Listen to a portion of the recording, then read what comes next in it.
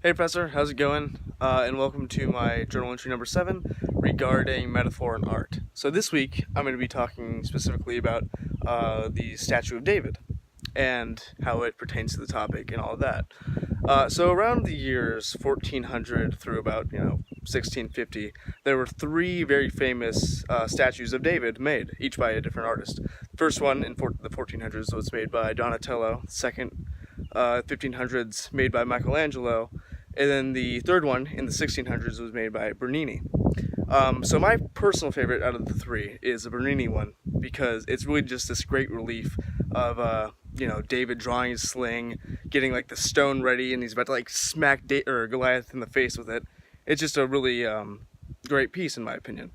However, there's not very many metaphors. It's just a really good sculpture in my opinion. Now, in the Donatello one, there is some metaphors that I have kind of noted from humanities class and just other things like that, in which, because he wears like this helmet almost that's very reminiscent of something that you would see the Greek god Hermes wearing. So in a sense, that's basically creating a metaphor between the Greek god Hermes and, a Judeo-Christian hero such as David. And I just think that's kind of some powerful imagery from Donatello.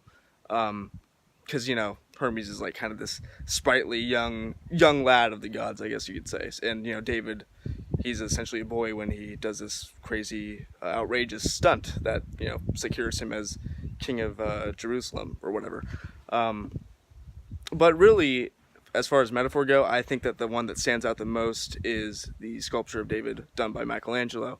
And a couple of reasons for this is, first off, if you look at the hand that he kind of holds on his waist, it is much larger than what should be proportionally correct to the rest of his body. And this is kind of to portray the fact that and scholars agree that this is kind of right before like he goes into battle with Goliath.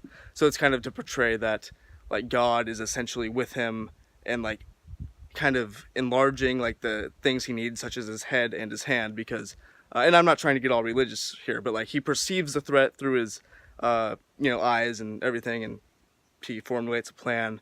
And then like his body grows as well, like with his muscles. It's like very like veiny, as if he's ready for battle, really. So it's just one thing that I thought was really stood out as metaphor and art. Also, just the kind of the implications made after the statue was even done, as it was placed in kind of like the heart of Florence, and it was like facing right towards Rome, because it's a really kind of like, I guess you'd say, badass like look that David has in his eyes. He's like kind of got like this "I'm ready for whatever you can throw at me" look. And this is right after Florence got rid of all like their kind of autocrats and everything, like all the bankers who were like controlling all of it.